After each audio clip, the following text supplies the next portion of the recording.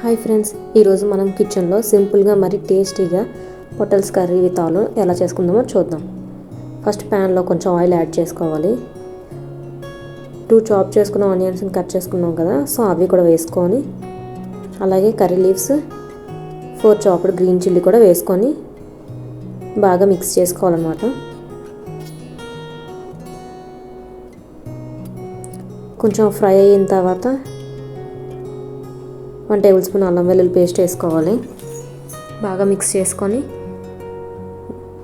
కొంచెం salt add చేయాలి.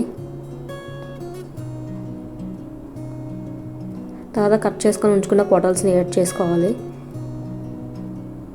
మొత్తం బాగా మిక్స్ చేసుకోవాలి. ఒక 5 మినిట్స్ అలా మీడియం మంటలో మూత పెట్టి ఉడికించుకొని మధ్యలో కలుపుతూ ఉండండి, ఎందుకంటే సాల్ట్ మొత్తం పట్టాలి కదా.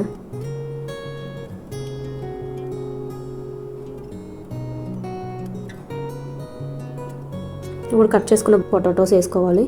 అలాగే 1 టేబుల్ స్పూన్ కారం వేసుకొని బాగా మిక్స్ చేసుకోండి. మొత్తం ముక్కలకంతా పట్టాలి.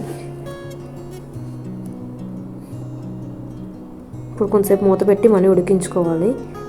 తర్వాత 1 టీ స్పూన్ ధనియాల పొడి వేసుకోవాలి.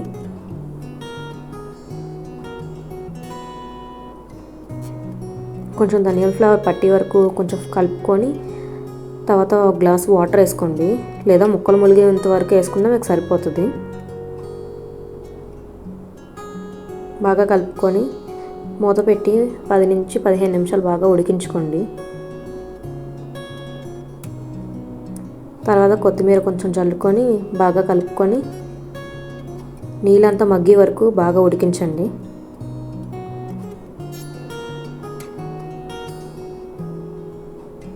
మధ్య మధ్యలో అలా తీస్తూ కలుపుతూ ఉంటేనే ముక్కలు అన్నీ బాగా ఉడికాయో లేదని తెలుస్తుంది మనకి.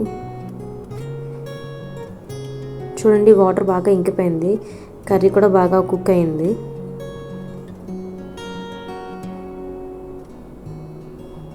చూసారు కదా, మన టేస్టీ పొటల్స్ కర్రీ విత్ ఆలు సింపుల్ తెలుగు రెసిపీ రెడీ అయిపోయింది.